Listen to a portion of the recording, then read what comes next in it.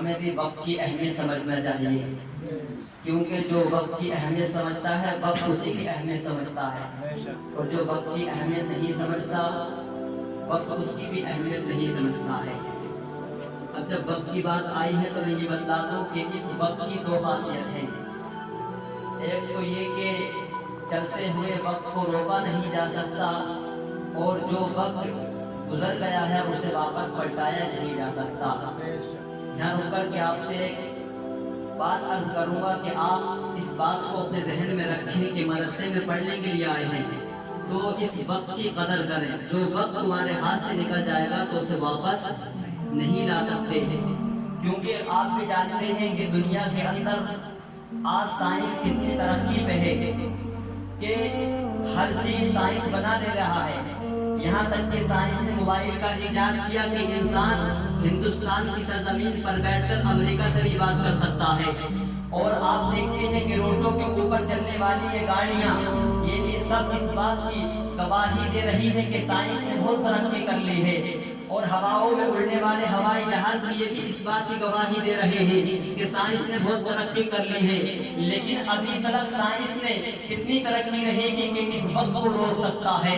اگر اس یہ بات آتی ہے تو سائنس بھی اس بات پر گھٹنے ٹیک دیتا ہے، لیکن اس بات کو ثابت کرنے کے لیے ایک انسان نکلتا ہے، ہٹلر نام کا ایک انسان جرمن کی سرزمین سے نکلتا اور پوری دنیا کے اندر گھومنے کے بعد جب اس نے یہ دیکھا کہ دنیا کے اندر یہ وقت نہ سائنس روک سکتا ہے نہ سائنس نے روکا ہے، اگر اس وقت کو دنیا کے اندر آج تک کسی نے روکا ہے، اس وقت کو دنیا کے اندر کسی نے پلٹایا ہے تو وہ کوئی اور نہیں، مسلمانوں کا نبی محمد صلی اللہ علیہ وسلم ہے۔ ارے جب فرمایا کہ علی کی نماز چھینی اس وقت کو جسے دنیا روک نہیں سکتی، مسلمانوں کے آقا نے اس وقت کو پلٹا دیا تھا اور دنیا کے اندر یہ مثال قائم کر دی تھی۔ ارے مسلمانوں کا نبی اللہ نے اختیار دیا ہے، جو چاہے کر سکتا ہے اور جسے چاہے روک سکتا ہے۔ حضرات محترم، یہ اسلام کی شان ہے، اپنے مسلمان ہو کس نبی کے امتی۔ شاعر لکھتا ہے مثال مصطفیٰ دنیا میں کوئی کیسے لائے گا، پیغمبر آپ کی طرح نہ آیا ہے نہ آئے گا۔ علی سے مصطفیٰ بولے کہ نماز اپنی ادا کیجئے، اشارہ پاتے ہی یہ سورج واپس پلٹ آئے گا۔ تو یہ ہمارے نبی کی شان ہے اور ہم مسلمان ہیں، ہمیں اس بات پر فخر ہونا چاہیے۔ حضرات محترم، اللہ تبارک و تعالیٰ ارشاد فرماتا ہے یا ایھا الذین آمنوا اتقوا اللہ، اے ایمان والو اللہ سے ڈرو۔ میں آپ کو کچھ زیادہ لمبی چوڑی کرنی نہیں کروں گا، بس اصلاح کے طور پر کچھ باتیں کروں گا۔ نبی کریم صلی اللہ علیہ وسلم کی ایک صحابی ہیں جن کا نام حضرت ابو ذر غفاری ہے۔ آقا کی بارگاہ میں حاضر ہونے کے بعد عرض کرتے ہیں، فرماتے ہیں دخلت علی رسول اللہ صلی اللہ علیہ وسلم قلت یا رسول اللہ صلی اللہ علیہ وسلم اوصینی۔ کہتے ہیں میں نبی کریم صلی اللہ علیہ وسلم کی بارگاہ میں حاضر ہوا، میں نے عرض کی یا رسول اللہ مجھے کچھ وصیت فرمائیے، کچھ اچھی باتیں بتائیے۔ قال رسول اللہ صلی اللہ علیہ وسلم اوصیک بتقوی اللہ۔ اللہ کے رسول صلی اللہ علیہ وسلم فرماتے ہیں کہ ابو ذر میں تمہیں اللہ سے ڈرنے کی وصیت کرتا ہوں کہ اللہ سے ڈرے کرو، کیونکہ تم اپنے ذہن کے اندر جب یہ خیال بسا لو گے کہ مجھے رب کائنات جل وعلا ہر وقت دیکھ رہا ہے، کہ تم کوئی بھی کام کرو گے اور تمہارے ذہن کے اندر یہ خیال ہوگا کہ اگر میں کوئی غلط کام کروں گا اور اللہ مجھے دیکھ رہا ہے، آقا فرماتے تو تم اس کام سے رک جاؤ گے، اس لیے میں تمہیں اللہ سے ڈرنے کی تلقین کر رہا ہوں۔ کہتے ہیں یا رسول اللہ صلی اللہ علیہ وسلم قلت زدنی، یا رسول اللہ اس پر بھی عمل ہوگا اور کچھ بتائیں؟ تو آقا فرماتے علیک بتلاوت القرآن و ذکر اللہ عز و جل، کہ اللہ تبارک و تعالیٰ کے کلام پاک کی تلاوت کو لازم کر لو اور اللہ کے ذکر کو لازم کر لو۔ یہاں پر میں ایک بات بتلاؤں کہ علیک بتلاوت القرآن، یہاں پر یہ علی کا جو ہے نا یہ اسماء افعال پڑا ہوگا، علی کا دونہ کہا ربیدہ بلہا وغیرہ، تو اس کے اندر یہ علی کا بمعنی الزم یعنی لازم کرنے کے لیے آتا ہے کہ اپنے اوپر لازم کر لو. جیسے وہاں پر مثال دی علی کا صدق, اپنے اوپر سچائی کو لازم کر لو. تو آقا فرماتے ہیں کلام پاک کی تلاوت کو اپنے اوپر لازم کر لو اور اللہ کے ذکر کو لازم کر لو. فرمایا کیا ہوگا اس سے یا رسول اللہ؟ تو اللہ کے رسول فرماتے ہیں فَإِنَّهُ ذِكْرٌ لَكَ فِي السَّمَاءِ وَنُورٌ لَكَ فِي الْأَرْضِ. اگر تم اللہ کے کلام پاک کی تلاوت کرو گے, اللہ کا ذکر دنیا میں رہ کر کرو گے, تو اللہ تمہارے ذکر کرنے کی وجہ سے تمہارا ذکر اپنے آسمانوں میں کیا کرے گا. تو فرمایا کہ کلام پاک کی تلاوت کو اپنے اوپر لازم کر لو. وَنُورٌ لَكَ فِي الْأَرْضِ, اور تمہارے لیے نور ہوگا زمین میں. اور آپ بھی دیکھتے ہیں کہ جو نمازی ہوتا ہے اور جو ہے کلام پاک کی تلاوت کرتا ہے سچے دل کے ساتھ, تو اس کا چہرہ نورانی ہوتا ہے, چمکتا دھمکتا ہے. آپ بھی اس بات کو دیکھتے ہیں. تو حضرت ابو ذر غفاری عرض کرتے ہیں قلت زدنی یا رسول اللہ صلی اللہ علیہ وسلم, اس پر بھی عمل ہوگا, اور کچھ بتلائیں اور کچھ نصیحت کریں. تو آقا کریم صلی اللہ علیہ وسلم فرماتے ہیں لَإِيَّاكَ وَكَثْرَةِ الضِّحِكِ, کہ کم ہنسا کرو, تم پر لازم ہے کہ کم ہنسا کرو. فرمایا کیوں یا رسول اللہ؟ آقا فرماتے ہیں فَإِنَّهُ يُمِيتُ الْقَلْبَ وَيَذْهَبُ بِنُورِ الْوَجْهِ, کہ جو انسان زیادہ ہنستا ہے تو اس کا دل مردہ ہو جاتا ہے اور اس کے چہرے سے جو ہے نور چلا جاتا ہے. آپ نہیں دیکھتے کہ دل کا مردہ ہونا کیا ہے؟ پہلے اس بات کو سمجھو. دل کا مردہ ہونا ہے سخت ہو جانا. آپ اس بات کو دیکھتے ہیں کہ جب دل سخت ہو جاتا ہے تو انسان کے اندر کتنی ہی نصیحت کر لو اثر نہیں کرتی ہے.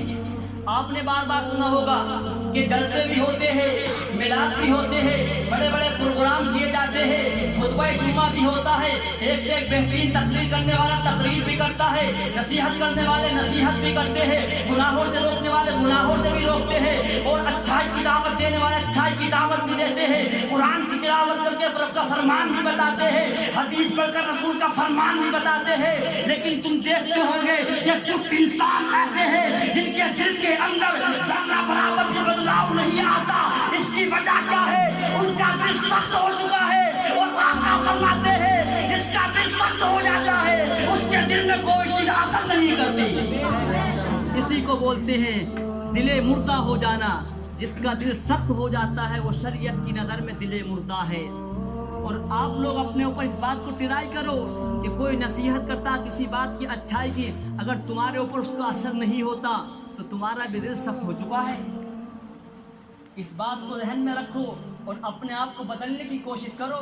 دیکھو دنیا میں کتنے دن رہو گے, ہر انسان ابھی صبح, تو آپ اندازہ لگائیں کوئی مرنے کا وقت مقرر نہیں ہے کس کی موت کب آ جائے. دنیا سے ایسے کام کر کے جاؤ کہ قبر میں جاؤ تو آقا کہے کہ میرا امتی ہے سے سونے دو. تو کہنے کا مطلب یہ اپنے آپ کو بدلو, جھوٹ سے ہر چیز سے باز رہو. ابو ذر غفاری کہتے ہیں قلت زدنی یا رسول اللہ, یا رسول اللہ اس پر بھی عمل ہوگا اور کوئی بات بتائیں. تو آقا نے فرمایا بطول الصمت, آقا فرماتے کم بولا کر. کہا یا رسول اللہ کم بولنے سے کیا ہوگا؟ تو آقا نے فرمایا اس کے دو فائدے ہیں.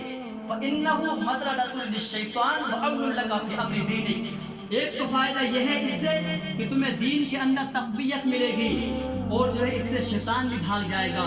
آپ لوگ دیکھتے ہیں کچھ لوگ بک بک کرتے رہتے ہیں, اور جو زیادہ بولتے ہیں وہ جھوٹ بھی ان کی زبان سے نکلتا ہے, غیبت بھی کرتے ہیں, چگلی بھی کرتے ہیں, یہاں تک کہ غیبت تو اتنی کرتے ہیں جس کے بارے میں آقا کریم فرماتے ہیں الغیبت اشد من الزنا, کہ غیبت کرنے کا گناہ زنا سے بھی بڑا ہے. اتنا گناہ کوئی انسان زنا کر لے تو نہیں ملتا جتنا غیبت کر لے گا تو ملے گا.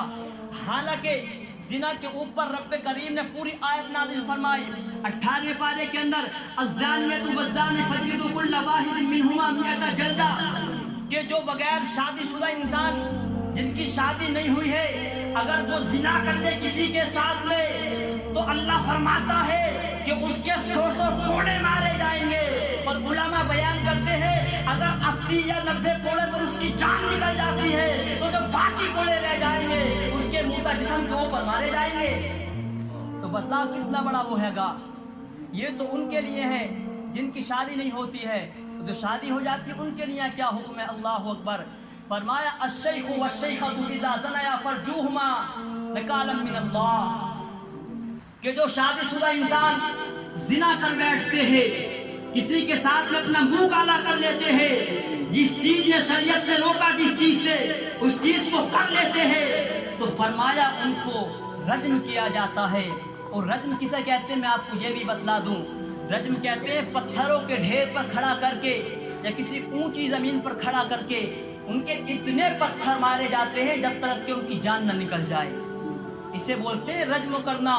तो जिना का गुनाह जब इतना बड़ा है और हदीस में फरमाया कि जिना करने से बड़ा गुनाह जो हैगा वो गिबत करने वाले का है, फिर भी इंसान गिबत करता है। अच्छा समझना चाहिए नहीं चाहिए बताओ? फिर भी गिबत, अरे इतना बड़ा गुनाह जिनाकार का, और आका ने फरमा दिया जिना से करने वाले से बड़ा गुनाह किसका हैगा? गिबत करने वाले का। तो अपने आप को बदलो, गिबत चुगली एक दूसरे की लगाना, इस बातों पे जो आज से ध्यान देना। फरमाया कुल्तु ज़िदनी या रसूलल्लाह, या रसूलल्लाह इस पर भी अमल होगा और बताएं। तो आका फरमाते हैं कुलिल हक़्क़ व इन काना मुर्रा, सच कहना अगर कड़वा ही क्यों ना हो। आज कुछ लोग कहते हैं ना कि यार अगर मैं कहूँगा तो ये मेरा साथी है, ये वो हैगा, झूठ बोल जाओ, तो ये बहुत बड़ा है गुनाह झूठ बोलना। अल्लाह तबारक व तआला फरमाता लानतुल्लाहि अलल काज़िबीन, झूठों पर अल्लाह की लानत होती है। इस बात को भी ध्यान रखें। और एक तजुर्बे की बात ये बता दूं मैं आपको, जो इंसान झूठ बोलता है उसके मुंह से बदबू आती है। आप देख लेना पास में बैठ के, जो इंसान ज़्यादा झूठ बोलते हैं उनके मुंह से बदबू आती है। और हदीस पाक के अंदर आता है अन अबी हुरैरा अन नबी सल्लल्लाहु अलैहि वसल्लम क़ाल, आका करीम फरमाते हैं, अबू हुरैरा रावी है इसके, फरमाया आयतुल मुनाफिक, मुनाफिक की निशानी है जिसके अंदर तीन चीजें पाई जाएं। फरमाया सलासुन मन कुन्ना फी, जिसके अंदर तीन चीजें होंगी उसके अंदर मुनाफिक की निशानी पाई जाएगी। आका फरमाते हैं वइज़ा हद्दसा कज़बा, जब बात करे तो झूठ बोले। तो ये झूठ बोलना भी ये उस इंसान की निशानी पाई जा रही है जो मुनाफिक होता है। और फरमाया कि वइज़ा वादा अखलफा, जब वादा करे तो वादा खिलाफी करे। वइज़ा तुमिना खाना, और जब जो है उसके पास अमानत रखी जाए तो उसमें खयानत करे। और अगली हदीस में आता वइज़ा खासमा फजरा, जब किसी से लड़ाई हो जाए तो गाली बके। तो ये भी मुनाफिक की निशानी है, तो इससे बचना चाहिए हमें, क्योंकि झूठ बोलने वाले पर अल्लाह की लानत होती है। आगे फरमाया कुल्तु ज़िदनी या रसूलल्लाह, या रसूलल्लाह इस पर भी अमल होगा।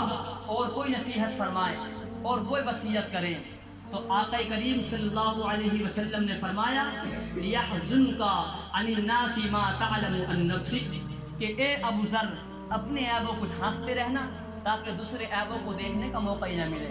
आज हम क्या करते हैं, खुद कुछ करते रहें, हमारे अंदर हम फिल्में देखें, गाने सुने, हम नमाज हम ना पढ़ें, झूठ हम बोलें, चुगली हम करें, लेकिन हमें अपना नहीं दिखता।